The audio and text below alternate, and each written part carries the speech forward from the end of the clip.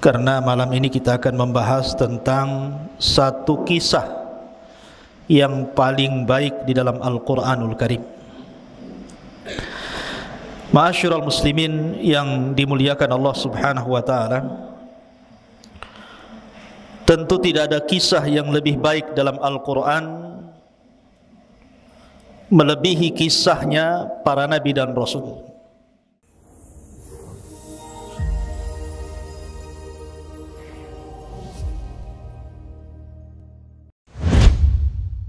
Bismillahirrahmanirrahim. Assalamualaikum warahmatullahi wabarakatuh.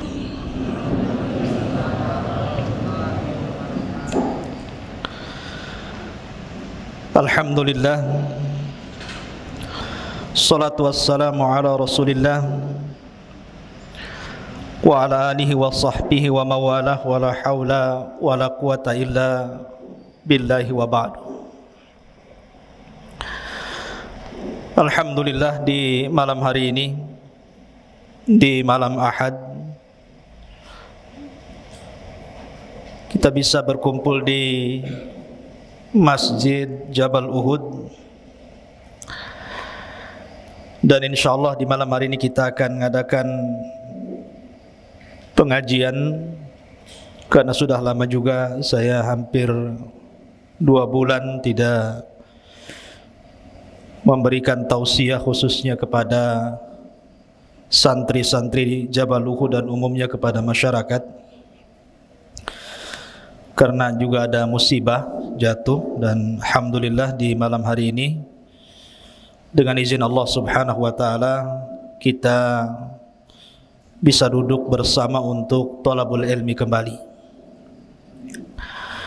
Dan tema di malam hari ini harusnya khususnya santri, tadi saya anjurkan membawa Al-Quran, tetapi mungkin panitianya lupa tadi, karena malam ini kita akan membahas tentang satu kisah yang paling baik di dalam Al-Quranul Karim. Ma'asyiral muslimin yang dimuliakan Allah subhanahu wa ta'ala, tentu tidak ada kisah yang lebih baik dalam Al-Quran melebihi kisahnya para nabi dan rasul. Di dalam surah Yusuf, tepat pada ayat yang ketiga, Allah subhanahu wa ta'ala berfirman, "Nahnu naqussu 'alaika ahsanal qasasi bima auhayna ilaika hadzal Qur'an." Kami menceritakan kepadamu ya Muhammad kisah yang paling baik dengan mewahyukan Al-Quran kepadamu. Sebagian para ulama berselisih pendapat, dari sekian kisah para nabi dan rasul, mana kisah yang paling baik dari seluruh kisah para nabi dan rasul di dalam Al-Quranul Karim? Ada yang mengatakan bahwa kisah terbaik dalam Al-Quran adalah kisahnya Nabiullah Adam alaihi salatu wassalam, karena memang Adam adalah bapa pertama manusia. Ada juga yang mengatakan bahwa kisah terbaik dalam Al-Quran adalah kisah Ibrahim, karena Ibrahim adalah bapaknya para nabi, di mana setelah diutusnya Ibrahim tidak ada para nabi dan rasul kecuali dari keturunan Ibrahim. Ada yang mengatakan bahwa kisah terbaik dalam Al-Quran adalah kisahnya Nabi Musa. Alasannya karena hampir seluruh surat dalam Al-Quran secara umum ada petikan-petikan kisah Nabi Musa di dalamnya.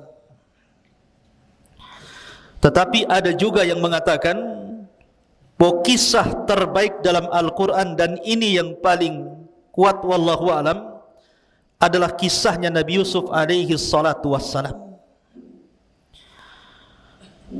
Kenapa kisah Nabi Yusuf alaihi salatu wassalam dikatakan ahsanal qasasi, kisah terbaik dalam Al-Quran? Karena secara zahir ayat, dalam ayat ketiga dalam surah Yusuf, Allah mengatakan nahnu naqussu 'alaika ahsanal qasas.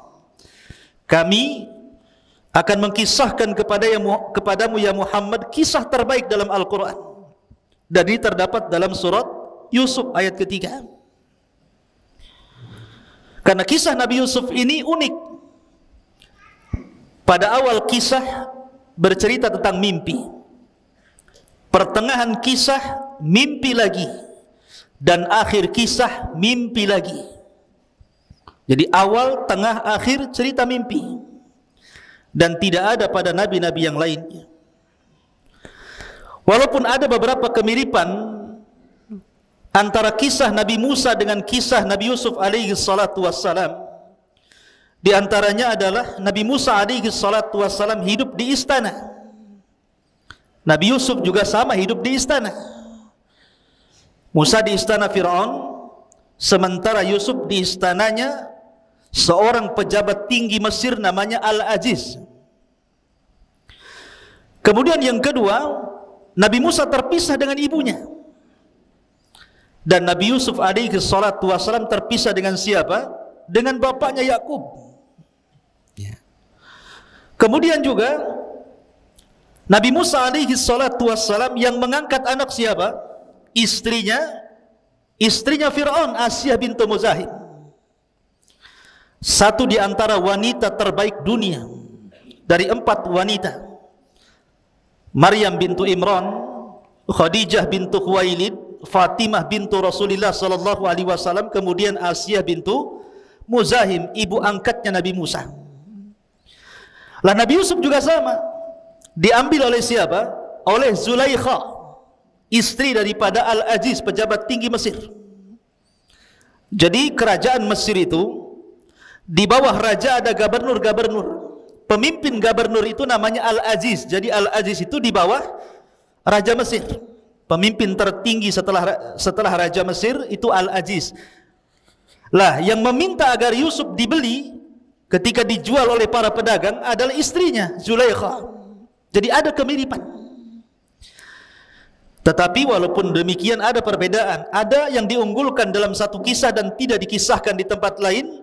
Tetapi secara zahir ayat, dalam ayat ketiga dalam surah Yusuf, maka Allah mengatakan bahwa surah Yusuf atau kisah Nabi Yusuf adalah ahsanal qasas, kisah terbaik dalam Al-Quran.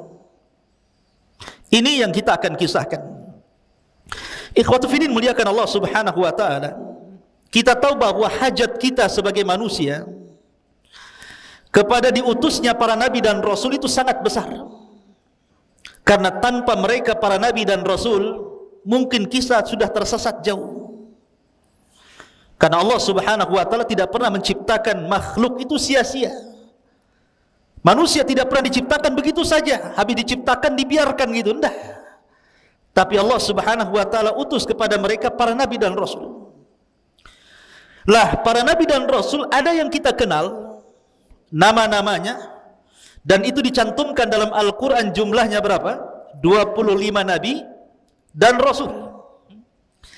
15 ataupun 18 nama nabi-nabi dan rasul itu tertera dalam surah Al-An'am, dan 7-nya tertera di beberapa surat dalam Al-Quran. Jadi jumlahnya 25 nabi dan rasul. Semua disebut secara nama.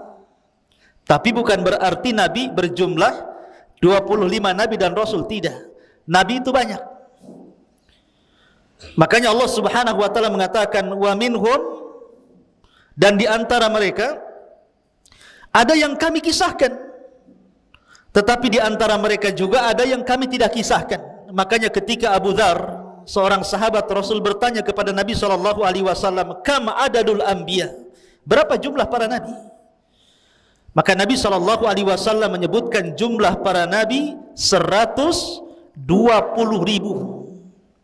Tetapi jumlah Rasul hanya 315. Artinya banyak Rasul yang diutus itu. Para nabi yang diutus itu banyak. Cuman yang kita kenal hanya 25 nabi dan Rasul. Dan ini wajib kita imani.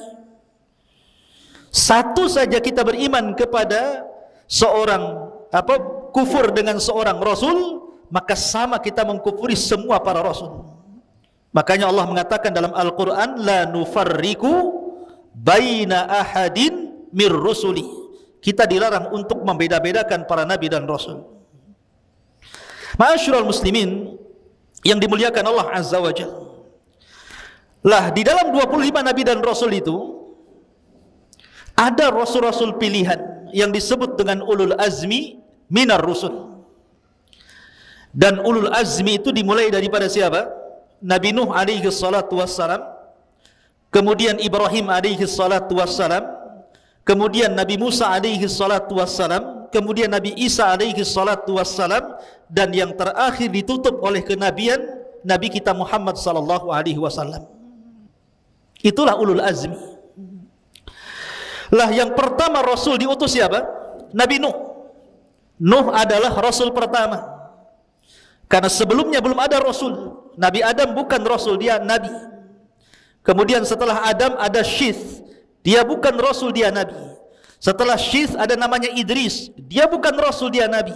Rasul pertama barulah Nuh alaihi salatu wassalam. Itulah rasul pertama. Lah setelah Nuh alaihi salatu wassalam kemudian diutus kepada kaum yang tersebar kesyirikan pertama di permukaan bumi ini. Kemudian kaumnya dibinasakan kecuali Nuh dan orang-orang yang di perahunya.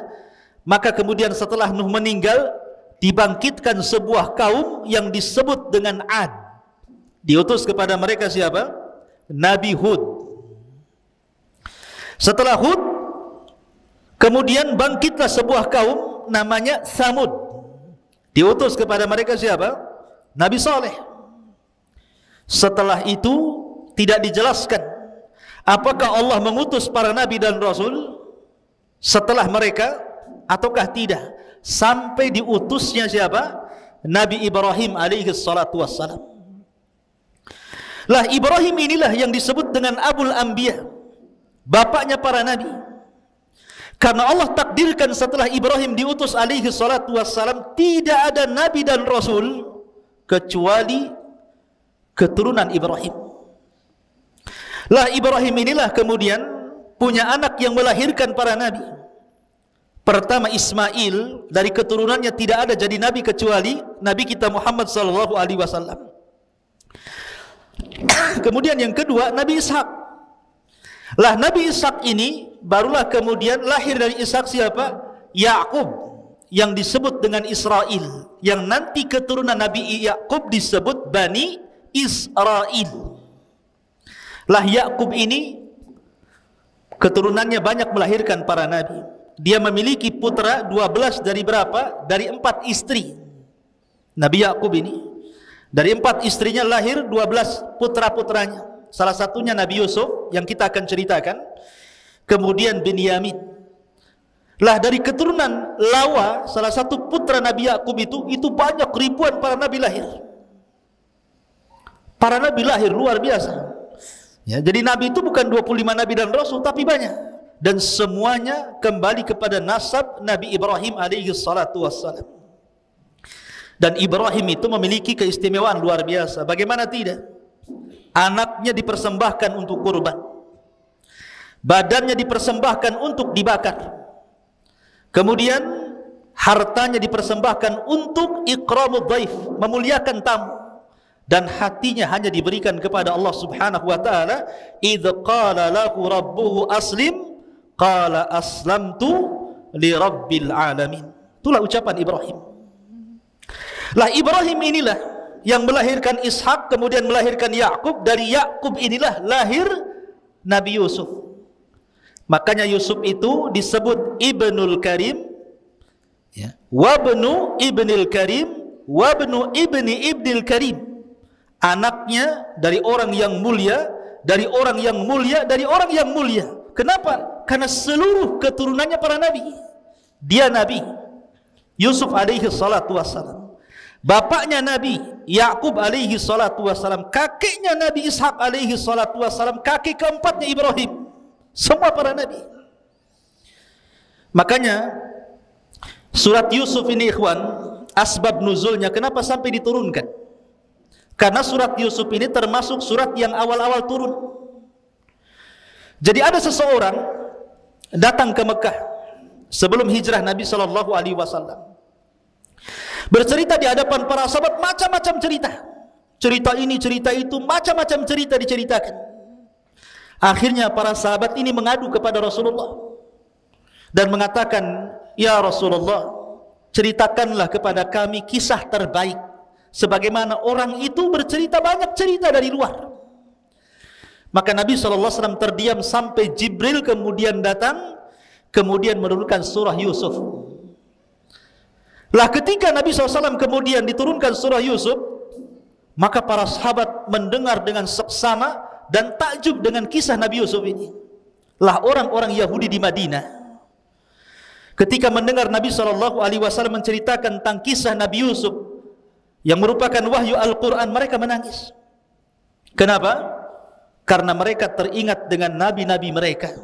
Dari sini menunjukkan bahwa Islam itu bukan agama komunitas, tapi Islam itu agama universal. Artinya menyeluruh, bukan hanya untuk orang Arab, tapi untuk seluruh manusia. Inna arsalnaka illa rahmatan lil alamin. Ma'asyiral muslimin yang dimuliakan Allah Azza wa Jalla. Taib. Untuk supaya tidak memperpanjang waktu, kita akan masuk pada kisah Nabi Yusuf alaihi salatu wassalam. Bagaimana kisahnya? Kisah Nabi Yusuf ini, ikhwan, lengkap diceritakan dalam Al-Quran. Sangat menakjubkan, karena hampir semua sisi diceritakan dalam kisah ini. Banyak pelajaran, khususnya antum para santri. Ma'asyiral muslimin yang dimuliakan Allah Azza wa Jalla, kisah Nabi Yusuf ini dimulai dengan mimpi. Saya katakan dari awal tadi, dimulai dengan mimpi, pertengahannya mimpi, dan akhirnya juga mimpi. Ketika Nabi Yusuf alaihi salatu wassalam di usia 10 tahun, Nabi Yusuf alaihi salatu wassalam bermimpi, dan mimpinya diceritakan kepada bapaknya. Coba yang mau mushaf para akhwat, di dalam surah Yusuf ayat yang keempat, Allah katakan, "Idz qala Yusuf li abi, ya abati inni ra'aitu ahada asyara kawkaban wasyamsa wal qamara ra'aituhum li sajidin." Ingatlah ketika Yusuf berkata kepada ayahnya Yakub, "Wahai ayahku, sesungguhnya aku bermimpi melihat 11 bintang, matahari dan bulan. Kulihat semua mereka sujud kepada aku." Ikhwatu fiddin, tentu yang dimaksud sujud di sini bukan sujud ibadah, karena tidak boleh sujud ibadah kecuali diberikan kepada Allah. Yang dimaksud sujud di sini sujud ta'zim, penghormatan. Sama ketika Nabi Adam alaihi salatu wassalam di hadapan para malaikat, Allah katakan, "Usjudu li Adam fasajadu illa iblis." Sujudlah kepada Adam, maka seluruh malaikat sujud kepada Adam kecuali iblis. Ini bukan sujud ibadah kayak antum solat sujud, bukan, tapi sujud penghormatan. Seperti umpamanya kalau tentara hormatkan, diletakkan di sini, ini, itu namanya hormat. Lah budayanya mereka seperti itu, hormatnya dengan cara sujud. Jadi bukan sujud ibadah, karena tidak boleh sujud ibadah kecuali kepada Allah.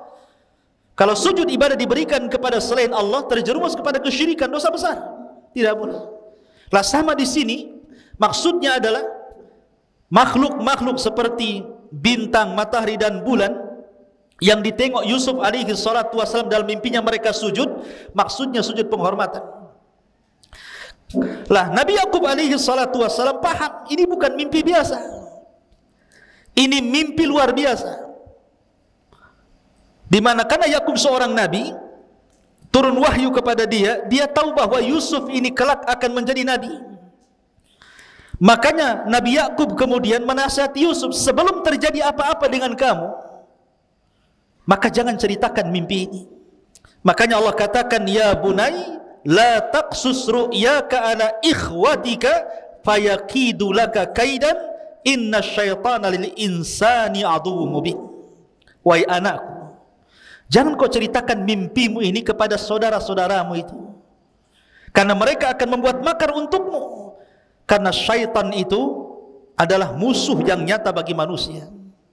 Jadi Nabi Yakub sudah memperingatkan Yusuf, jangan cerita mimpi ini. Kalau cerita sampai cerita kedengaran kepada saudaranya, timbul hasad, Ini bisa masalah. Ya.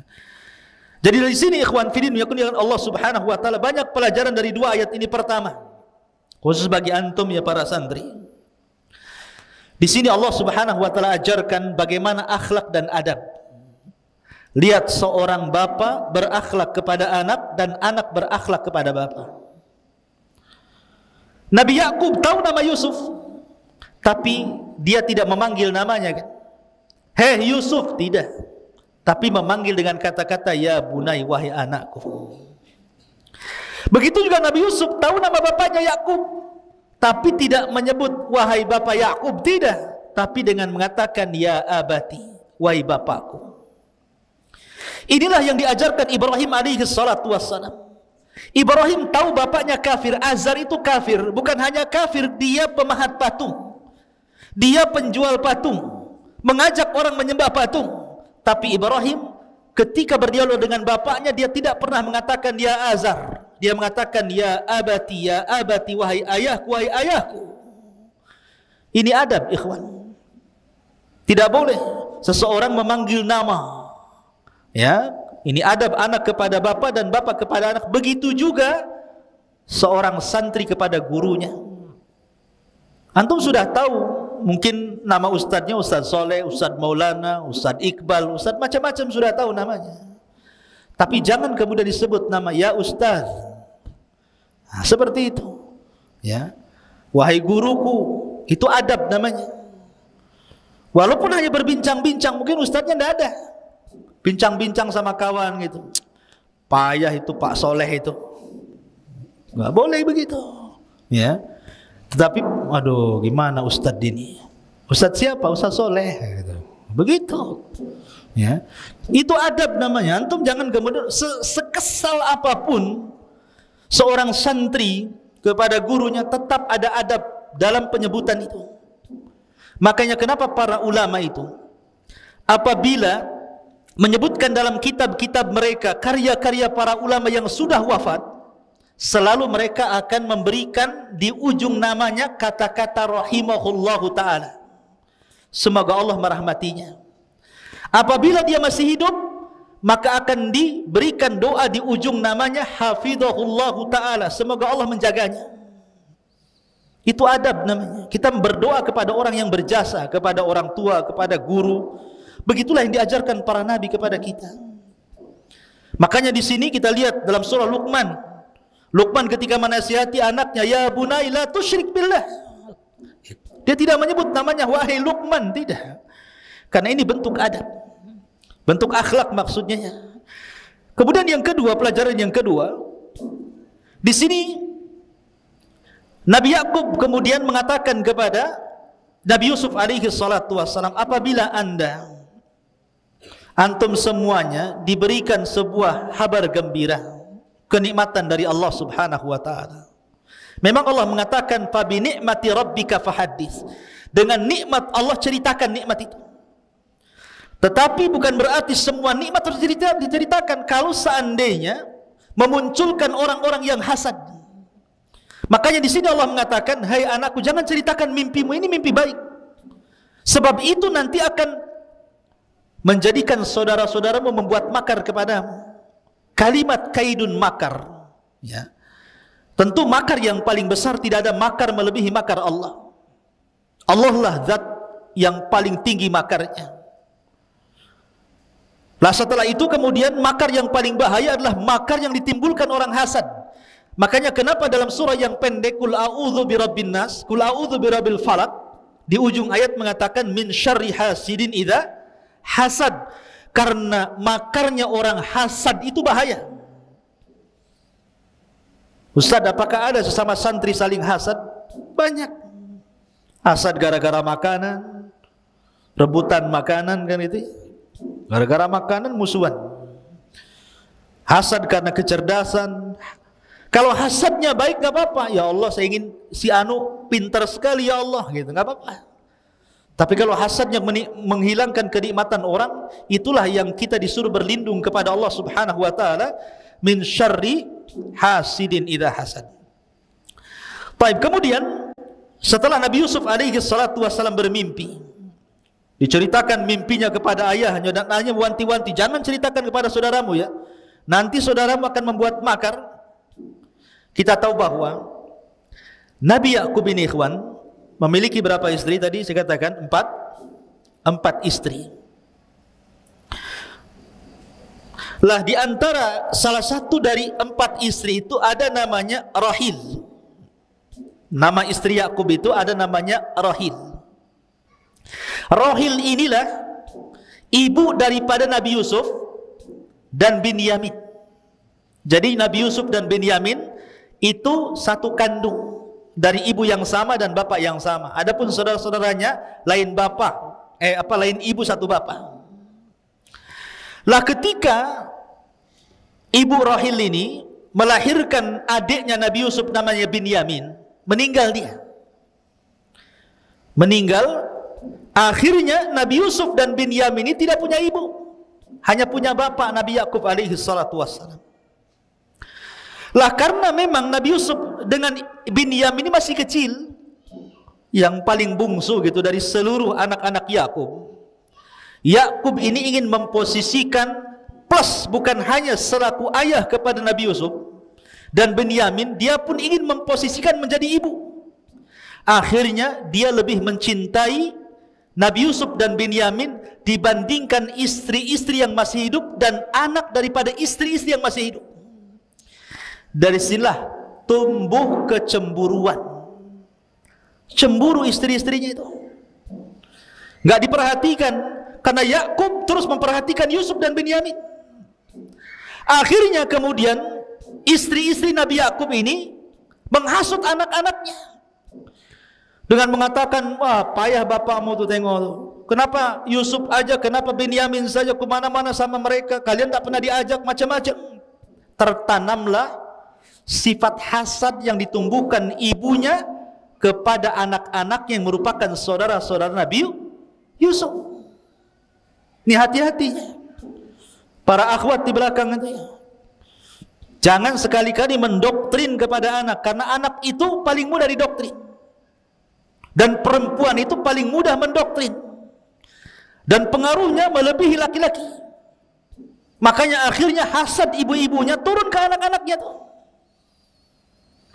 Lah dari situlah kemudian mulailah anak-anak mereka datang kepada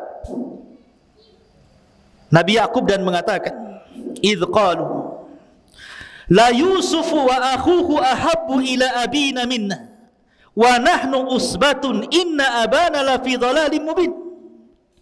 Ketika mereka saudara-saudara Yusuf berkata, sungguh Yusuf dan saudaranya Binyamin lebih dicintai ayah daripada kita, padahal kita adalah satu kelompok yang kuat. Sungguh ayah kami berada di atas kesesatan yang nyata. Lihat, Nabi Yakub seorang nabi, bagaimana mungkin dikatakan sesat?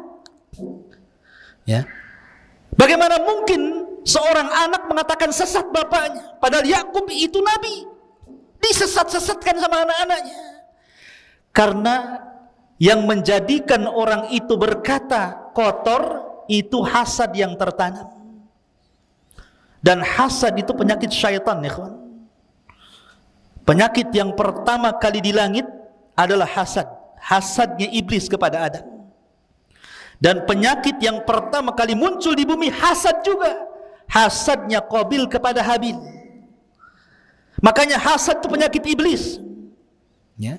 Makanya kenapa Nabi Yakub sudah mewanti-wanti kepada Yusuf, jangan ceritakan mimpimu. Dan di ujung ayat mengatakan, karena musuh yang nyatalah syaitan. Setan menguasai saudara-saudara Yusuf sampai berani lancang kepada bapaknya dan mengatakan, inna abana lafi dhalalim mubin. Oh, bapakku ini sesat katanya. Berani mengatakan sesat karena hasad. Ya. Ma'asyiral muslimin yang dimuliakan Allah Azza wa Jalla. Lihat bahaya hasad di sini. Bahaya hasad iblis kepada Adam apa? Menjadikan Adam terusir dari surga kan? Menjadikan iblis dilaknat sampai kiamat. Kemudian hasadnya Qabil kepada Habil mengakibatkan apa? Pembunuhan Habil di tangan Qabil, dan itu pembunuhan pertama di permukaan bumi. Adapun hasad saudara-saudara Yusuf kepada Yusuf, lihat Allah sebutkan dalam Al-Quran surah Yusuf ayat ke-9, uqtulu Yusuf awit rahuhu ardan yakhlu lakum wajhu abikum wa takunu min ba'dihi qauman salihin. Bunuhlah Yusuf, satu, atau buanglah dia ke sebuah tempat agar perhatian ayah tertumpah kepadamu, atau yang ketiga, setelah itu kamu menjadi orang-orang yang baik. Jadi pertama suruh dibunuh, yang kedua suruh dibuang, yang ketiga apa? Ada yang berakal di antara anak-anak Yakub ini. Qala qailun minhum la taqtulu Yusuf. Janganlah bunuh Yusuf. Wa alquhu fi ghayabatil jub. Kita masukkan aja ke sumur. Yaltaqithu ba'dus sayyarati in kuntum fa'ilin. Biar nanti ada orang-orang musafir datang, mudah-mudahan diambil mereka, kemudian dibawa mereka pergi. Lihat, akibat hasad. Pertama ide pembunuhan. Bunuh saja Yusuf itu. Kemudian yang kedua, ide pembuangan. Kemudian yang paling ringan, idenya apa? Dimasukkan ke sumur. Semua bicara tentang nyawa. Dibunuh jelas menghilangkan nyawa. Dibuang ke padang pasir bisa kematian karena kehausan. Dibunuh, dilemparkan ke sumur, bisa saja di sumur ada ular, ada kalajengking, ada macam-macam kan. Makanya Allah mengatakan ghayabatil jub. Kenapa dikatakan ghayabatil jub? Ghayabah itu artinya tidak terlihat. Ini bukan sumur kecil, bukan sumur 15 meter, 12 meter, bukan. Tapi sumur yang enggak tahu kedalamannya. Makanya Allah mengibarahkan dengan ghayabatil jub. Saking dalamnya enggak kelihatan. Coba bayangkan. Dan Yusuf 3 hari di situ. 3 hari dalam sumur yang gelap itu. Kalau seandainya saya kasih hadiah 50.000, antum uka-uka di sana, di siapa yang berani? Malam ke hutan Jabal Uhud sana, jalan ke hutan sana, ya. Nanti pagi datang lagi ke sini. Siapa yang berani ngacung? Ustadz kasih 50.000, saya tambah 100.000, tambah jadi 500, tambah 1 juta. Nggak ada yang ngacung. Ustadz-ustadznya lah. Coba. Itu loh di hutan ini, Yusuf dah sumurnya di hutan, masuk lagi ke dalam sumur itu. 3 hari 3 malam dalam kegelapan itu. Anak umur 10 tahun. Yusuf ketika dimasukkan itu usianya berapa? 10 tahun itu. Subhanallah. Tetapi dalam riwayat, ketika Yusuf berada di sumur itu, karena itu pilihan terakhir saudara-saudaranya, mereka tidak jadi membunuh, mereka tidak jadi membuang, dan mereka memasukkan Yusuf ke sumur. Di dalam sumur itu Jibril datang. Selama 3 hari Jibril bolak-balik datang. Kemudian menenangkan Nabi Yusuf dalam sumur itu usia 10 tahun. Dan menceritakan tentang bahwa Yusuf, nanti kamu sebentar lagi setelah 3 hari ini akan ada orang yang mengambil. Kemudian nanti akan dijual, kemudian akan hidup di istana, kemudian akan dirayu perempuan, kemudian akan dipenjara, kemudian akan ini, akan itu. Semua diceritakan Jibril tentang kehidupan Yusuf ke depan sampai meninggal. Jadi Yusuf sudah tahu gambaran nih setelah keluar dari sumur apa yang akan terjadi, karena Jibril sudah mengilhamkan kepadanya, ya. Makanya dia membuat tenang Yusuf di dalam sumur tadi. Ma'asyiral muslimin yang dimuliakan Allah Subhanahu wa taala. Allah Subhanahu wa taala mengatakan kisah tentang bagaimana Yusuf dimasukkan ke dalam sumur. Qalu ya abana ma laka la ta'manna ala Yusuf wa inna lahu lanasihun. Ini saudara-saudaranya itu sebenarnya karena hasadnya yang tinggi kepada Yusuf, sebenarnya berusaha untuk memisahkan Yusuf dengan bapaknya, tetapi tidak berhasil. Jadi maunya itu Yusuf diambil, dibuang gitu kan, dibunuh. Pokoknya mereka membuat makar setiap hari, tapi tidak berhasil. Sampai akhirnya datang kepada bapaknya, dan mereka mengatakan, wahai ayah kami, mengapa engkau tidak mempercayai kami? Kalimat kenapa kau tidak mempercayai kami, maksudnya dari sini kata para ulama tafsir, mereka sudah berusaha berkali-kali tapi tidak berhasil. Makanya mereka meyakinkan bapaknya. Bahasa kita apa? Masa nggak percaya dengan kami? Kasihlah Nabi Yusuf itu main-main bersama kami. Wa inna lahu lanasihun. Apa kata mereka? Sungguh kami semua menginginkan kebaikan. Lihat, sama persis seperti iblis. Ketika iblis masuk ke dalam surga, dia berusaha untuk membujuk Nabi Adam, kan? Memberikan was-was. Fawaswasa lahuma syaitan. Was-was, diberikan was-was setan agar Adam itu memakan buah larangan itu. Tapi tidak berhasil. Sampai akhirnya iblis bersumpah. Wa qasamahuma inni lakuma laminan nasihin. Maka iblis pun bersumpah di hadapan Adam dan Hawa bahwa dia mendatangi mereka hanya menginginkan kebaikan. Ya? Ya. Jadi orang yang berbuat jahat itu tidak mungkin akan menampakkan kejahatannya. Pasti akan menampakkan kebaikan. Lihat para penipu itu. Mana ada penipu nampak tipuannya, kan? Pasti akan diberikan kebaikan dulu. Makanya sebuah kebatilan, kata Syekh Shalih Fauzan, kalau ditampakkan 100% ditolak manusia. Tapi kebatilan itu kalau kemudian ada kebaikan di situ dan tercampur hak dan batil, barulah manusia menerimanya. Makanya kenapa di sini ikhwatu fiddin, dalam rangka memuluskan kejahatannya, mereka meyakinkan bapaknya, percayalah bapak kepada kami. Kami ini tidak ingin apapun kecuali kebaikan kepada Yusuf. Arsilhu ma'ana ghadan yarta wa yal'ab wa inna lahu lahafidhun. Biarkanlah dia pergi bersama kami besok pagi agar dia bersenang-senang dan bermain-main dan kami bisa menjaganya.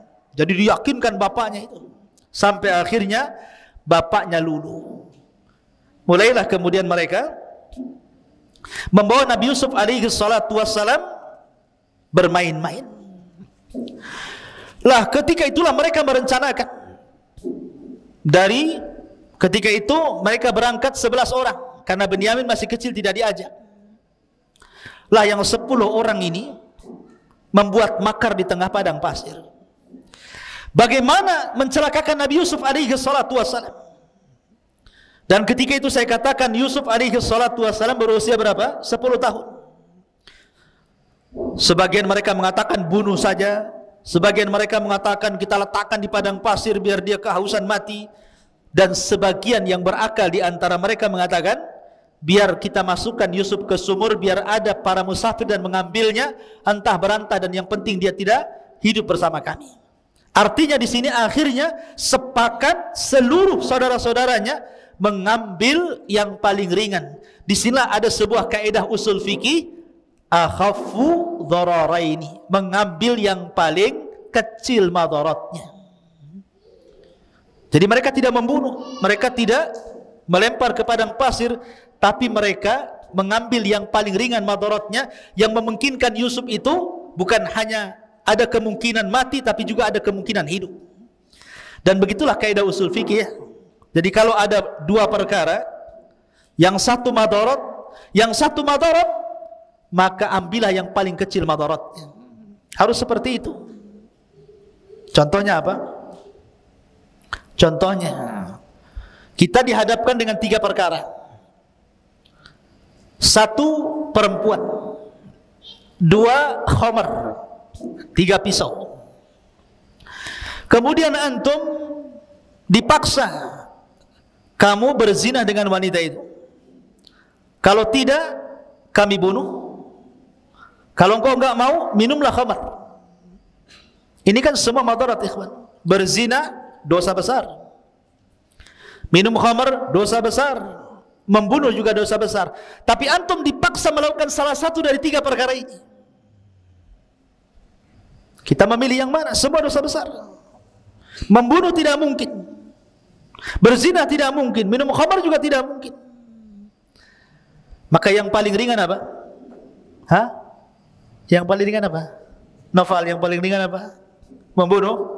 Apa? Nggak tahu. Minum khamar? Bukan. Kalau minum khamar Anda mabuk, mabuk ini hilang, nanti memperkosa, dibunuh dia. Makin berat. Makanya khamar itu disebut ummul khaba'ith. Rajanya keburukan itu khamar. Karena kalau sudah mabok itu bisa macam-macam.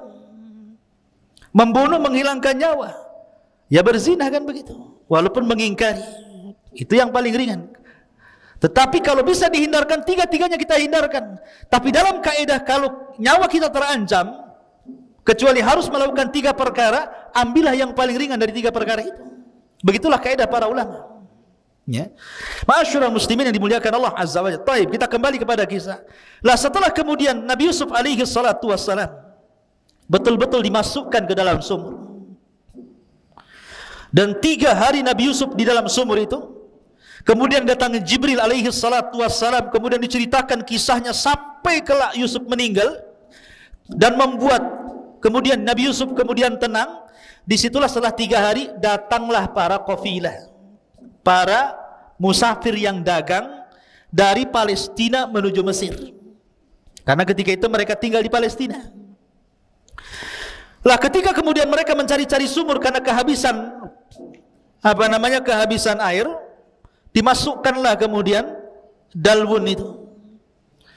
Lah Yusuf sudah diberitahu sama Jibril, nanti sebentar lagi setelah 3 hari pasti akan ada tambang dengan timah.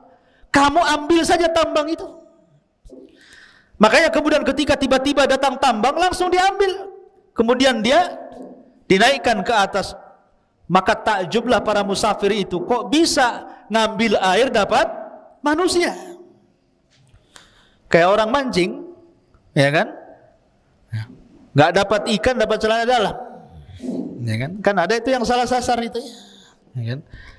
Jadi ini orang mancing itu, orang mengambil air, ternyata setelah berat disangka air sampai di atas kemudian manusia. Dan Nabi Yusuf alaihi salatu wassalam, ikhwan, adalah orang yang paling tampan. Sebagian ulama mengatakan bahwa Yusuf alaihi salatu wassalam itu diberikan separuh ketampanan Nabiullah Adam alaihi salatu wassalam. Separuh ketampanan Nabi Adam itu diberikan kepada Yusuf. Adam itu tampan, ya. Dan Adam itu bukan kera, bukan monyet, sebagaimana teori Darwin. Belum tahu teori Darwin? Bahwa asal-muasal manusia itu dari kera, awalnya bungkuk, kemudian lahir lagi mulai tegak, jadilah antum.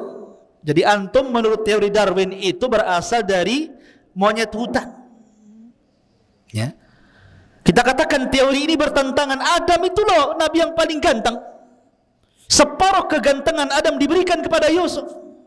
Kita semua turunan Adam. Enggak apa-apa Darwin saya keturunan kera, biar dia monyet. Ya. Tapi kita bukan bangsa kera, kita bangsa manusia. Lah Yusuf diberikan separuh ketampanan Adam. Makanya ketika melihat anak kecil tampan gitu ya, senang tuh. Kemudian mereka mulai mengambilnya.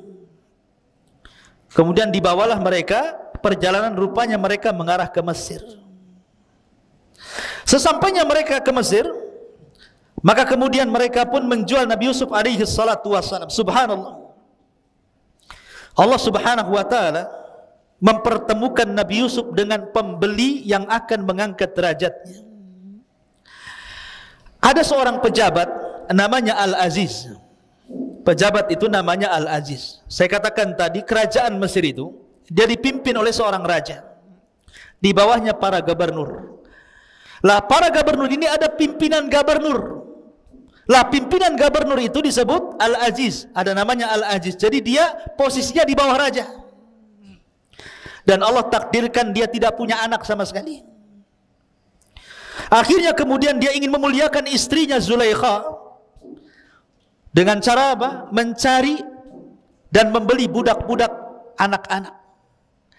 Maka berjalanlah Al-Aziz dengan Zulaikha ini ke pasar jual beli budak. Lah tiba-tiba dilihatnya ada anak kecil, tampan nih, pokoknya putih, mancung luar biasa.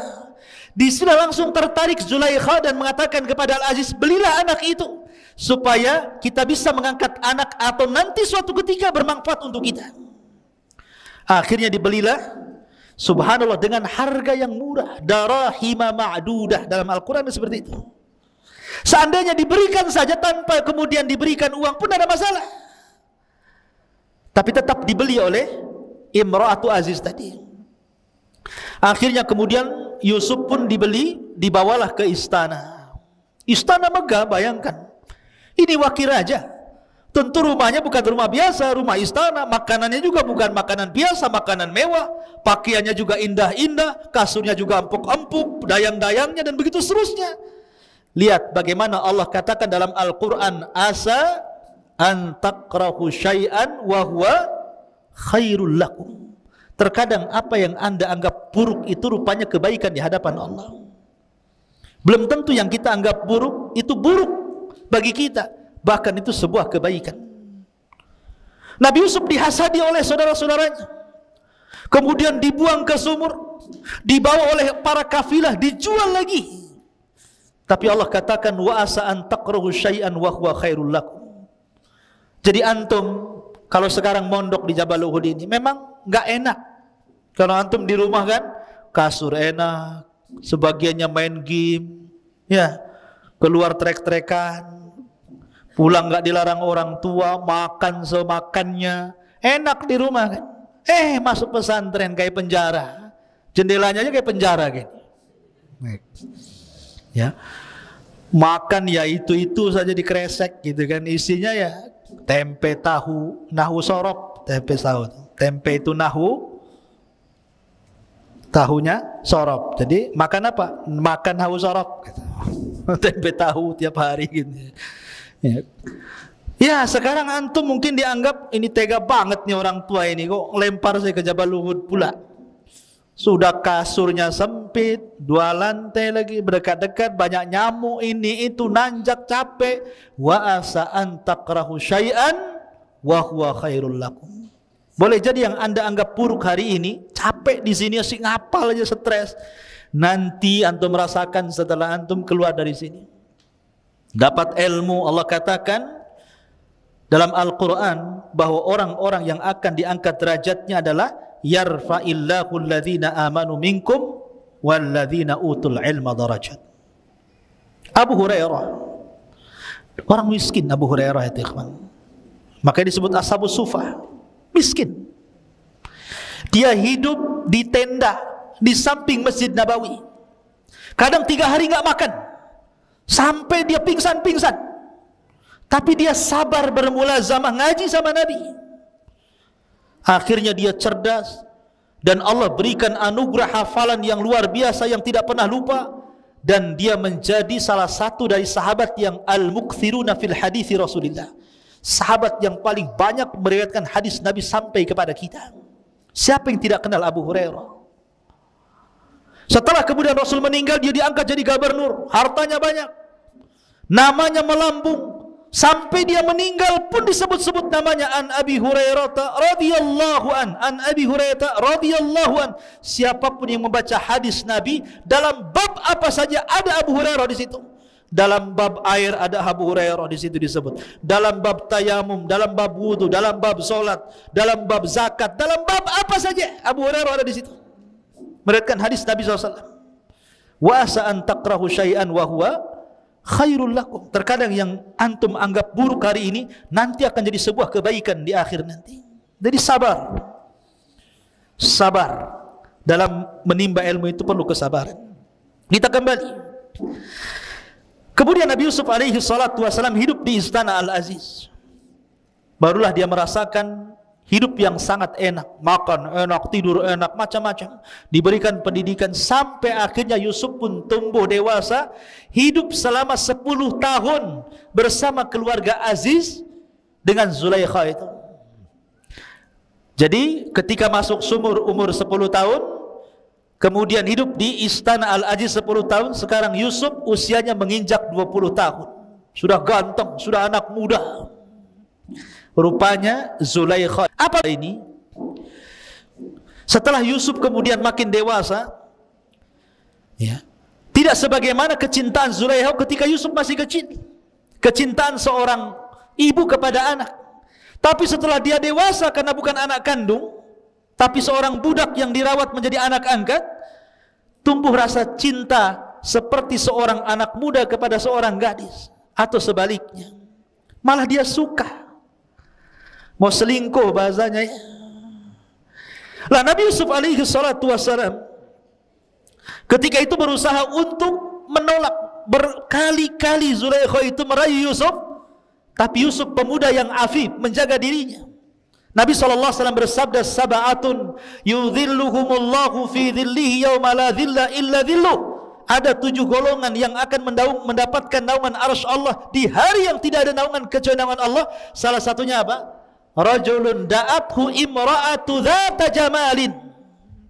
Seorang laki-laki yang ditawarkan wanita yang cantik, penuh dengan karisma, kemudian mengajak berzina, tapi laki-laki mengatakan, inni akhafullah, saya takut kepada Allah. Dia hindari perzinahan. Begitulah anak-anak muda yang menjaga diri. Yusuf ini seorang musafir, jauh dari keluarganya. Biasanya kan seorang musafir, kalau kita lihat di Batam ini kan banyak para perantau. Ada yang dari Jawa, ada yang dari Sumatera, Kalimantan, macam-macam, satu Indonesia tumplak di Batam ini. Seorang yang merantau itu biasanya lebih berani, karena jauh dari keluarga. Dia harus mengadu nasib. Makanya kalau para perantau itu jadi jahat-jahat sekali, kalau jadi baik-baik sekali. Kenapa dia bisa berbuat jahat? Karena jauh dari orang tua, jauh dari kampungnya. Kalau dia berbuat jahat, orang kampung tidak tahu, orang tuanya tidak tahu. Ya. Artinya Yusuf ini kalau diajak berzina dengan wanita istri pejabat yang sangat cantik Zulaikha ini, memungkinkan, karena dia seorang musafir, jauh dari keluarga, orang nggak tahu siapa dia di situ. Tapi Yusuf dianugerahi oleh Allah Subhanahu wa taala jiwa yang afif, yang menjaga diri. Makanya ketika Zulaikha itu mengundang Yusuf ke kamarnya, kemudian berusaha, kemudian oleh Zulaikha dikunci seluruh pintu dan jendela. Bayangkan, tidak ada satupun jendela dan pintu kecuali dikunci. Kemudian Zulaikha membuka bajunya dan menawarkan diri. Tapi Yusuf mengatakan, ma'adallah, aku berlindung kepada Allah. Kalau bukan karena burhan dari Allah, tentu aku akan terjerumus kepada perbuatan yang sangat dahsyat fitnahnya ini. Ikhwan, ada yang mengatakan Nabi Yusuf alaihi salatu wassalam ketika itu melihat patung. Jadi ada patung di rumah Zulaikha itu, karena ketika itu orang Mesir menyembah patung. Ya. Lah patung itu tersingkap dari tutupnya. Jadi ada penutup, kemudian tersingkap penutupnya. Dia malu. Sebenarnya Yusuf itu secara naluri laki-laki, dia pengen juga. Siapa yang tidak pengen? Ya. Dihadapkan kepada wanita yang sangat cantik, nalurinya itu pengen. Makanya Allah mengatakan, wa hammat bihi wa hammat biha. Artinya wanita itu pengen Yusuf, Yusuf pun sebenarnya dalam hatinya kepengen. Tapi ketika dia melihat patung itu, Yusuf malu. Padahal itu Tuhannya orang Mesir. Kalau dia malu kepada patung itu saja, maka dia lebih malu kepada Allah Subhanahu wa taala. Dari situlah kemudian dia lari menghindar Zulaikha, kemudian dia lari kepada pintu, sampai di pintu rupanya Zulaikha menarik pakaiannya, sobek dari belakang. Ketika sobek, Allah takdirkan suaminya datang. Jadi ketika ditarik dari belakang itu, prek gitu ya, rupanya suaminya datang. Persis ketika pengambilan baju kemudian sobek dari belakang itu. Bayangkan ikhwan, kamar itu tidak ada yang memiliki kunci kecuali suami istri. Ya, jadi ketika Zulaikha menarik baju kemudian sobek dari belakang, suaminya membuka pintu. Kagetlah suaminya. Lah ketika kaget, heboh. Maka Zulaikha berusaha kemudian menuduh Nabi Yusuf bahwa dia yang merayu dirinya. Lah ketika itu ada seorang jariyah pembantunya. Dia bawa anak kecil belum balik, usia di bawah 10 tahun. Tiba-tiba anak kecil ini berbicara dan mengatakan kepada Al-Aziz, lihat robekannya. Kalau seandainya robekannya dari depan, maka Yusuf pendusta dan wanita itu benar. Tapi kalau sobekannya dari belakang, maka wanita itu dusta, Yusuflah yang benar. Itu anak kecil tuh bisa ngomong begitu. Ya. Maka dilihat rupanya robekan dari belakang. Maka tahu di sini yang salah siapa? Imra'atu Aziz. Tapi karena suaminya masih sayang dengan Imra'atu Aziz ini, dengan istrinya, maka dia hanya mengatakan kepada Yusuf, wahai Yusuf, asrif anni, inna kaidahunna azim. Yusuf, pergi kamu cepat. Ya, sesungguhnya tipu daya mereka para wanita itu besar. Makanya rusaknya para ulama Bani Israel itu karena perempuan. Itu pula yang kemudian Nabi SAW mengatakan, inna asyadda fitnati Bani Israel minan nisa. Maka kemudian Yusuf pun pergi. Rupanya cerita ini, cerita di dalam kamar ini menyebar kepada ibu-ibu pejabat. Kalau di polisi itu kebayangkarinya lah ya. Ibu-ibu bayangkari. Ya, pejabat-pejabatnya itu kan mesti kan ada komunitasnya tuh kan. Kalau ibu-ibu pejabat kan ada komunitasnya. Ya, kalau ibu-ibu di desa juga adalah komunitas tukang gibah, tukang rumpi itu kan ya, di gubu-gubu tuh. Mesti orang kaya ya komunitasnya orang kaya. Lah, mereka punya komunitas, ibu ini, Zulaikha ini punya komunitas antara emak-emak tuh. Ada yang mengatakan jumlahnya 40 wanita. Membicarakan tentang Zulaikha. Oh, Zulaikha ini wanita enggak benar rupanya. Masa budaknya sedih mau digauli, macam-macam ceritanya. Tapi Zulaikha ini perempuan yang cerdas. Ketika kemudian dia dibully, bahasa kita ya, nasib baik waktu itu belum ada handphone. Coba ada handphone di waktu itu, mungkin dari disebar itu di WhatsApp, di Google, di YouTube ya. Tapi zaman itu kan tidak tersebar. Hanya tersebar di ibu-ibu pejabat saja. Ya. Akhirnya mereka menggunjing Zulaikha, direndahkan Zulaikha ini. Zulaikha cerdas, oh dia tidak tahu siapa Yusuf. Akhirnya Zulaikha pun mengundang mereka. Mengundang mereka di rumahnya, disediakan macam-macam buah-buahan, disediakan pisau yang tajam-tajam untuk mengupas buah-buahan itu. Diundang tuh 40 istri-istri pejabat itu supaya makan di rumahnya. Wah, disediakan tuh. Datang istri-istri pejabat itu. Masing-masing pegang buah dan pisau. Mereka tidak tahu apa ini maksud undangan ini. Ya. Dan Yusuf pun tidak tahu apa maksudnya. Ketika mereka masing-masing bawa pisau, di tangannya bawa buah, apa kata Zulaikha kepada pembantunya? Bukakan pintu itu biar Yusuf masuk kemari. Maka dibukalah pintu itu. Ketika Yusuf kemudian keluar, subhanallah, Yusuf ini ghaddul basar, tidak memandang wanita-wanita istri-istri pejabat yang cantik-cantik itu. Dia suruh berjalan saja sama Zulaikha, dia nurut saja karena dia budak masalahnya. Ya. Kalau enggak, maka akan dihukum. Maka ketika kemudian para wanita itu melihat Nabi Yusuf alaihi salatu wassalam, maka mereka pun kemudian mengatakan falamma ra'ainahu akbarnah wa qatta'na aydiyahun. Ketika mereka melihat Nabi Yusuf, akbarna itu maksudnya takjub. Takjub itu maksudnya Nabi Yusuf berjalan, tetapi matanya tidak pernah melihat mereka, dia hanya nunduk saja. Beda dengan antum. Ya, kalau ke mall itu yang dipandang yang aneh-aneh. Ya. Betul-betul ghaddul basar. Makanya mereka mengatakan akbarna wa qatta'na aydiyahun. Kalimat qatta'na kalau dipotong, ini pisau umpamanya. Ini kertas, pisau. Kalau satu kali sobekan dengan pisau berarti qata'a namanya. Tapi kalau qatta' pakai tasdid berarti berkali-kali. Itu bahasa Arabnya.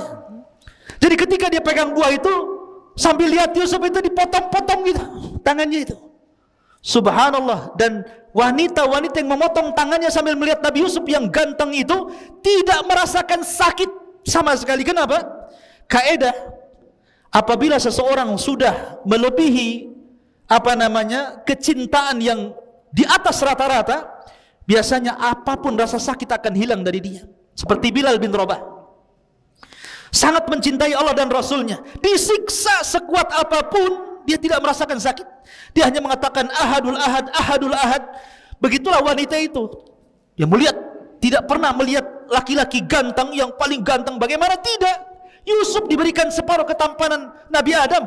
Maka mereka mengatakan ma hadza basyarun in hadza illa malakun karim. Oh, ini bukan orang, ini malaikat katanya. Ya, kan? Sampai mereka mengatakan seperti itu. Saking gantengnya nggak terasa memotong-motong tangannya sendiri. Lah disitulah kemudian baru Zulaikha tersenyum kepada mereka. Maka Zulaikha pun kemudian mulailah memaksa Yusuf agar melayani dirinya. Kalau tidak, saya akan penjarakan kamu. Tapi Yusuf tetap mengatakan, as-sijnu ahabbu ilai. Penjara lebih aku cintai daripada melakukan perzinahan. Maka akhirnya kemudian Yusuf pun, karena Zulaikha ini wanita cerdas, dia mengatur urusan. Ini wanita-wanita sudah terfitnah dengan Yusuf, sampai kemudian tangannya dipotong-potong. Maka para suami-suaminya ini berkumpul. Para suami-suami yang wanita-wanita terpotong-potong ini berkumpul. Kemudian mereka takut dengan Yusuf memfitnah istri-istri mereka. Akhirnya mereka sepakat untuk memenjarakan Yusuf. Lihat bagaimana kejahatan mereka. Bersepakat untuk memasukkan Yusuf ke dalam penjara. Maka akhirnya kemudian Yusuf pun dimasukkan ke dalam penjara atas ide Zulaikha, dan juga didukung oleh para suami-suami wanita itu, karena akan menjadi fitnah bagi para wanita. Maka dari sini kehidupan Yusuf berubah, ya, masuk lagi ke penjara selama 10 tahun. Lah ada kisah menarik. Raja itu punya zawak. Antum tahu zawak? Zawak itu dalam bahasa Arab, bahasa kita ini tukang nyicipin makanan, disebut zawak namanya. Jadi raja itu kan punya tukang masak sendiri, tukang pembuat minum sendiri. Kan sebelum masakan itu dikasih raja, ada yang cicipi, takut dikasih racun. Begitu juga minuman, kalau sebelum sampai kepada raja, maka tukang nyicipinya ini meminum dulu, takut diberi racun. Lah Allah takdirkan zawak ini meninggal dunia. Yang tukang nyicipi itu meninggal dunia. Kemungkinan meninggal dunia karena diracun. Dan racun itu kemungkinan ada pada makanan atau pada minuman. Akhirnya ditangkaplah pembuat makanan dan pembuat minuman itu. Lah itu bertepatan ketika Yusuf masuk penjara. Makanya Allah mengatakan dalam Al-Quran, dalam surah Yusuf itu, maka Yusuf masuk penjara bersama 2 anak muda. Masuk ke dalam penjara, ya. Akhirnya kemudian Yusuf masuk nih, 3 orang Nabi Yusuf dan 2 orang yang berkasus itu, karena berencana untuk salah satunya meracuni zawak tadi. Lah Allah takdirkan di penjara itu, ikhwan, akhirnya mimpilah salah satu dari mereka. Mimpi. Yang satu mimpinya aneh-aneh gitu kan, ya. Maka dalam Al-Quran dijelaskan bagaimana mimpinya 2 orang itu di hadapan Nabi Yusuf alaihi salatu wassalam. Ma'asyiral muslimin yang dimuliakan Allah subhanahu wa ta'ala.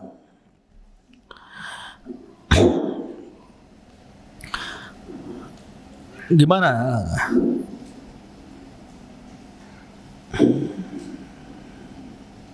Ayatnya, siapa yang hafal? Mimpinya anak muda itu?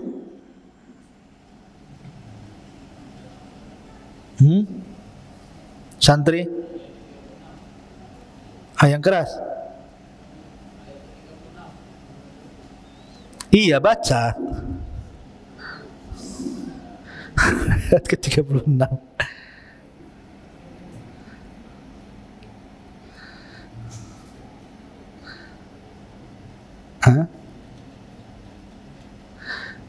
Ayat 36.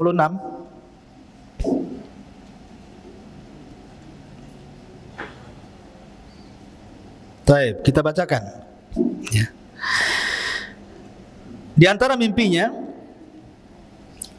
bukan 36, wa dakhala ma'ahu sijna fatayan.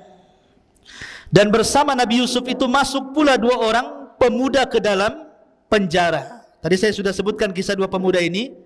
Yang satu tukang buat roti, yang satu tukang buat minuman, karena tertuduh telah meracuni zawak tadi. Qala ahaduhuma, berkata salah satu dari keduanya, inni arani a'siru khamran. Wa qala al-akhar inni arani ahmilu fawqa ra'si khubzan ta'kulu at-tayru minhu nabbi'na bi ta'wilihi inna naraka minal muhsinin. Sesungguhnya aku bermimpi memeras anggur. Dan yang lainnya berkata, aku bermimpi membawa roti di atas kepalaku. sebagiannya dimakan burung, berikanlah kepada kami takwilnya, sesungguhnya kami memandangmu termasuk orang yang baik. Maka Nabi Yusuf alaihissalam ini kan ahli takwil mimpi. Nabi Yusuf sudah tahu pasti salah satunya akan mati. Salah satunya akan mati nih. Karena salah satunya akan mati, maka Nabi Yusuf alaihissalam harus berdakwah supaya mereka masuk ke dalam agama Islam, agama Nabi Yakub, Nabi Ibrahim. Sebelum mati itu diislamkan dululah bahasanya. Makanya kemudian Nabi Yusuf alaihissalam mulai berdakwah kepada mereka, wattaba'tu millata aba Ibrahim wa Ishaq wa Yaquba ma kana lana an nusyrika billahi min syai'in dzalika min fadlillahi alaina wa 'alan nas walakinna aktsaran nasi la yashkurun. Dan aku mengikuti agama nenek moyangku Ibrahim, Ishak dan Yakub. Tidak pantas bagi kami para nabi mempersekutukan sesuatu apapun dengan Allah. Itu adalah dari karunia Allah kepada kami dan kepada manusia semuanya, tetapi kebanyakan mereka bersyukur. Maka intinya Yusuf mengajak mereka untuk mentauhidkan Allah. Tapi memang tidak diceritakan dalam Al-Quran apakah keduanya masuk Islam atau tidak. Maksudnya mengikuti agama Yusuf atau tidak diceritakan. Tapi yang diceritakan adalah ketika keduanya kemudian diloloskan dari penjara, maka Nabi Yusuf alaihissalam ketika itu mengatakan kepada salah satu dari yang akan diselamatkan, tidak akan mati, nanti kamu cerita kepada raja tentang kasusku. Aku akan ceritakan kasusku, kamu cerita kepada raja, mudah-mudahan raja mengampuniku. Maka yang ditakwil akan selamat itu, ya, saya akan ceritakan kalau sampai di istana. Akhirnya keduanya dipanggil. Setelah kasusnya kemudian disidangkan dan terbukti rupanya salah satu yang berikan racun, lah rupanya yang meracuni zawak yang suka mencicipi makanan raja itu siapa? Tukang pembuat roti. Adapun tukang pembuat minuman khamr itu bebas karena dia tidak meracun. Makanya ketika ditakwil itu ada roti di atas kepalanya, sebagiannya dimakan burung. Maksudnya adalah dia akan divonis mati dan dialah akan disalib dan jasadnya akan dimakan burung. Makanya ketika keluar penjara, yang membuat roti ini dia yang bersalah menaruh racun tadi, maka mati. Lah yang membuat minum ini lupa pesan Yusuf bahwa nanti kalau kamu keluar ceritakan kisahku kepada raja, kasusku seperti ini, biar jadi pertimbangan raja. Lupa pula dia sampai 10 tahun, lupa anda cerita. Terpaksa Yusuf hidup di penjara berapa? 10 tahun. Orang nggak bersalah masuk penjara 10 tahun dia di penjara, Nabi Yusuf tuh. Ya subhanallah. Lah baru setelah itu, ketika ada kasus mimpinya raja, raja ini bermimpi. Mimpinya itu saja. Setiap malam itu lagi mimpinya, itu lagi mimpinya. Dia ceritakan mimpinya kepada para penasihat. Itu hanya bunga-bunga tidur saja. Itu hanya lewat saja. Tapi raja penasaran karena mimpinya bukan sekali tapi berkali-kali. Apa mimpinya? Qalal maliku inni ara sab'a baqaratin siman ya'kuluhunna sab'un ijab wa sab'a sumbulatin khudrin wa ukhar yabisat ya ayyuhal mala'u aftuni fi ru'yaya in kuntum lirru'ya ta'burun. Raja berkata kepada para pemuka kaumnya, sesungguhnya aku bermimpi melihat 7 ekor sapi betina yang gemuk dimakan oleh 7 ekor sapi betina yang kurus. Harusnya kan terbalik ya. Harusnya yang kurus dimakan yang gemuk ya. Ini yang kurus makan yang gemuk pula kan gitu. Kan aneh jadinya. Kemudian 7 tangkai gandum yang hijau dan 7 tangkai lainnya yang kering dijadikan satu. Ini maksudnya apa? Wahai orang yang terkemuka, terangkanlah kepadaku takwil mimpiku ini jika kalian ahli takwil. La ikhwatu fiddin, ketika itu pelayannya yang suka membuat khamar kepada raja itu kan membawa minuman tuh. Cerita dia. Baru ingat itu kisah Nabi Yusuf di penjara itu, bahwa dia pun mengenal ahli takwil dalam penjara. Dulu aku juga ditakwilkan mimpinya. Maka ceritalah pada raja, ada sebenarnya orang ahli takwil mimpi, tapi di penjara karena dia pernah mentakwil mimpiku. Maka sang raja kemudian penasaran, kalau begitu utuslah seseorang, panggil dia kemari. Akhirnya kemudian dipanggillah orang itu kepada penjara. Maka Nabi Yusuf alaihi salatu wassalam mulai menakwilkan mimpi itu, bahkan takwilnya sangat mengkhawatirkan karena akan terjadi kelaparan. Yang kuat memakan yang lemah, akan terjadi kelaparan di mana-mana. Macam-macam ditakwilkan Nabi Yusuf alaihi salatu wassalam. Kemudian orang ini mengatakan, kalau begitu maukah kau datang denganku menuju raja? Kau ceritakan hal itu kepada raja. Tapi Nabi Yusuf mengatakan tidak. Kalau aku harus mentakwilkan mimpi raja, ada satu syarat. Selesaikan kasusku dulu. Lihat. Bagaimana Yusuf alaihi salatu wassalam menyelesaikan kasusnya. Dan ini kenapa kemudian Allah buat lupa orang yang suka buat minuman untuk raja itu, supaya Yusuf keluar dari penjara bukan karena pertolongan orang, tapi betul-betul Allah yang menolongnya. Taufik dari Allah Azza wa Jalla. Makanya Yusuf sengaja di penjara sampai 10 tahun. Hikmahnya adalah supaya Yusuf tidak ditolong manusia, tapi Allah langsung yang menolong dengan memberikan jalan keluar. Dan itu pertolongan terbaik. Akhirnya kemudian setelah disebutkan kasusnya, bahwa Yusuf dulu begini-begini dengan Zulaikha, dengan wanita-wanita para pejabat, begini-begini, raja mengiyahkan, iya, saya siap menyelesaikan kasusmu. Akhirnya dipanggillah wanita-wanita itu yang dulu memperdayakan Yusuf alaihi salatu wassalam, dipanggil satu-satu, dikumpulkan di kerajaan, sampai akhirnya Zulaikha ngaku bahwa dia yang salah.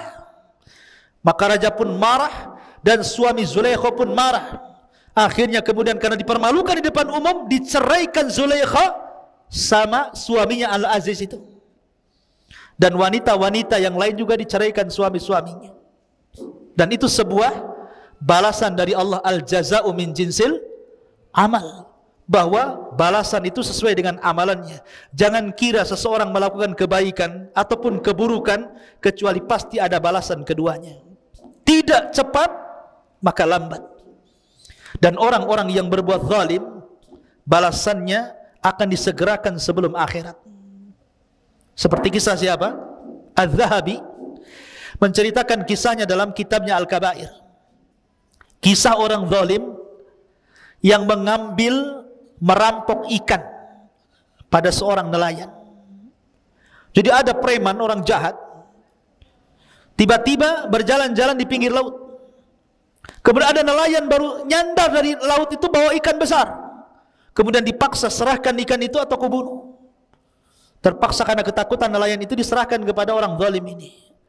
Oh, dengan semangatnya orang zalim ini membawa ikan tadi tanpa kerja keras. Rupanya Allah takdirkan ikan itu hidup sesaat menggigit jarinya. Setelah digigit jarinya, rupanya ada racun dari gigitan ikan itu, dan dia merasakan sakit di malam hari yang tidak ada tahu kecuali Allah sakitnya. Maka keesokan harinya dia datang ke tabib. Dia mengatakan, ini apa jariku, kenapa membuat aku sakit gigitan ikan itu? Kata dokter, itu ada racun yang sudah merambah sampai di pergelangan tanganmu. Kalau tidak diamputasi, maka racun itu akan merambah sampai ke sikutmu. Paksa diamputasi. Besoknya nyolong, setelah itu diamputasi. Lihat bagaimana kata Nabi SAW, tidak ada dosa, ma min dzambin ajjalallahu uqubatahu fid dunya qabla al-akhirah al-baghi wa qati'atur rahim.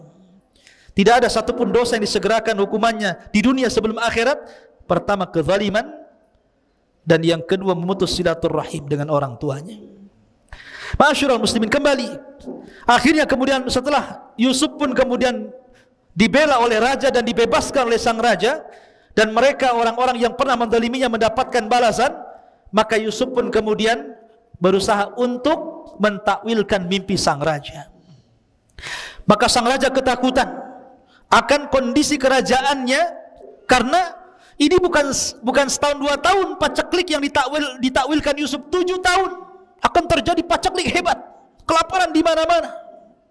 Makanya Nabi Yusuf alaihi salatu wassalam menawarkan diri kepada raja, kalau engkau percaya wahai raja, serahkanlah pembendaharaan Mesir kepada aku.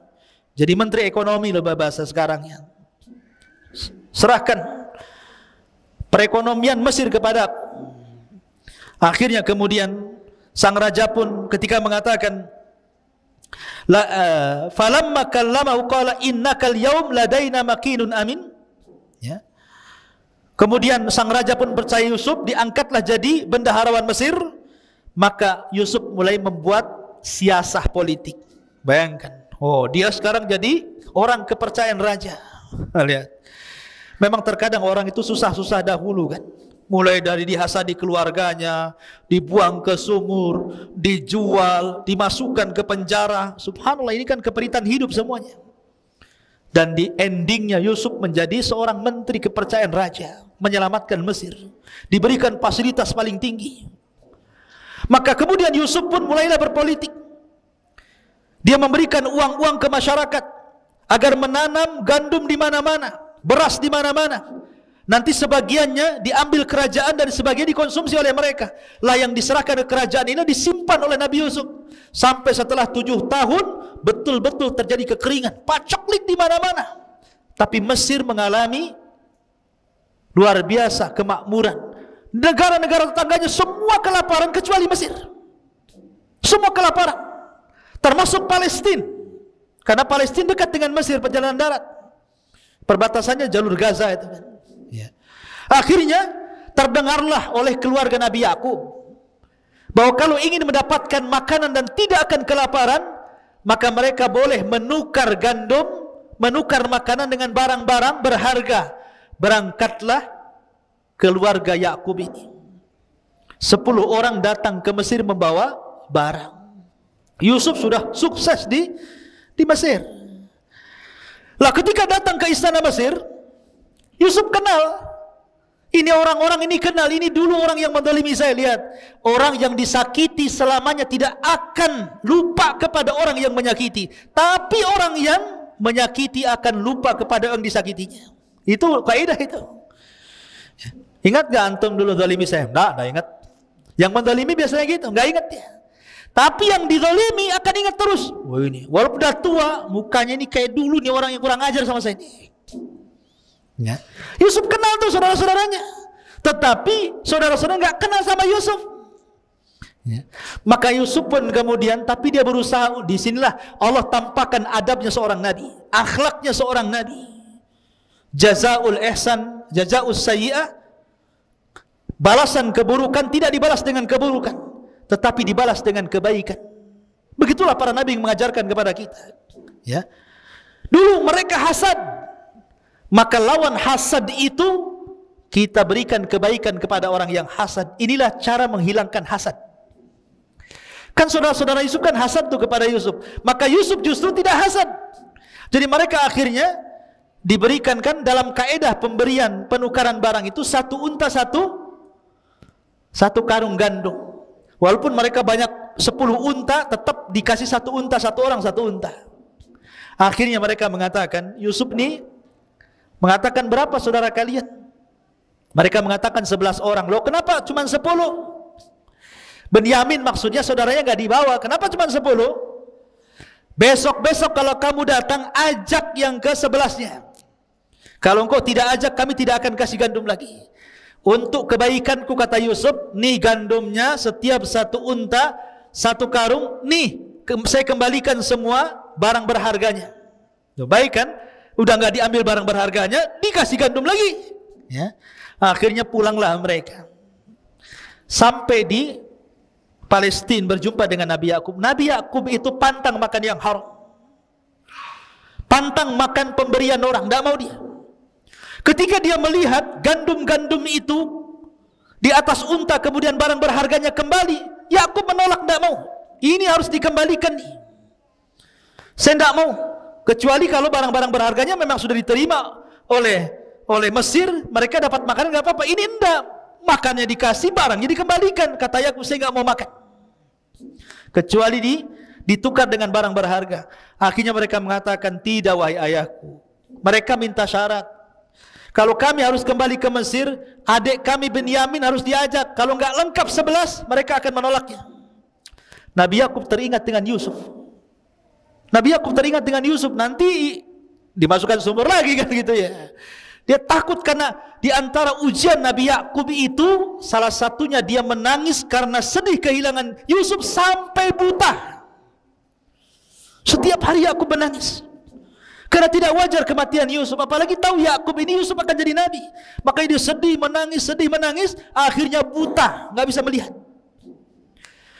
Pada awalnya Yakub tidak mengizinkan Binyamin, tapi dirayu dan ini demi makan, demi tidak kelaparan. Akhirnya Yakub pun kemudian setelah dipastikan Binyamin aman, maka boleh mengizinkan Binyamin ikut.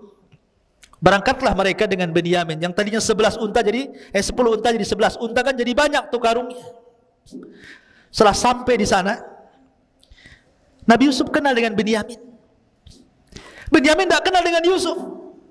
Akhirnya kemudian oleh Nabi Yusuf dipisahkan tuh dari kawan-kawannya, dimasukkan ke dalam kamar. Kemudian Yusuf baru bercerita bahwa dia adalah Yusuf. Wah, senanglah Binyamin karena berjumpa dengan saudaranya sudah lama, bertahun-tahun tidak berjumpa. Dari situlah maka Yusuf tidak mau berpisah dengan Binyamin. Disitulah dia buat makar. Dia ngomong sama Binyamin, nanti sebelum kau pulang, nanti kendaraanmu akan saya kasih barangku. Nanti kau akan dituduh mencuri. Nanti kalau kamu dituduh mencuri, kamu tidak akan pergi lagi ke Palestina dan kamu akan hidup bersama saya di sini. Betul, dibuat siasat seperti itu. Setelah barang-barangnya kemudian ditukar dengan gandum, kemudian orang-orang ini sudah mau kembali ke Palestina. Sebelum masuk sampai gerbang saja, para penjaga teriak, ada barang yang hilang, ada barang yang hilang, barangnya Malik hilang. Akhirnya penjaga pun menutup gerbang, kemudian memeriksa semua bawaan 11 saudara Yusuf ini. Dicek semuanya. Ya. Rupanya yang bawa barang ada siapa, Ben? Binyamin. Ditangkaplah Binyamin. Ketika itu hukuman orang mencuri, kalau ikut syariat Yakub maka menjadi budak. Kalau ikut syariat Mesir maka dibunuh. Cuma dua itu saja. Hukuman orang mencuri ketika itu jadi budak atau dibunuh. Ya, dan Yusuf mengikuti syariat Yakub. Akhirnya kemudian mereka pun meminta-minta agar jangan menahan Binyamin karena mereka sudah berjanji kepada bapaknya untuk mengembalikan Binyamin. Ya, karena kan Nabi Yusuf bersiasat supaya mereka tahu ya bagaimana susahnya Nabi Yusuf dulu. Akhirnya terpaksa salah satu yang berakal dengan mereka mengatakan, ya sudahlah, berangkatlah kalian ke Palestina yang 9 orang itu. Maka salah satu saudara Yusuf kemudian dengan Binyamin ditinggal di Mesir. Bilanglah sama bapakmu, sama bapak kita Yakub itu bahwa telah terjadi begini-begini. Ceritakan aja sejujurnya bahwa Binyamin begini-begini. Berangkatlah mereka. Sampai di Palestina, Yakub gak percaya karena dia sudah pernah melakukan kejahatan kepada Yusuf dan tidak pulang. Sekarang Binyamin tidak pulang lagi.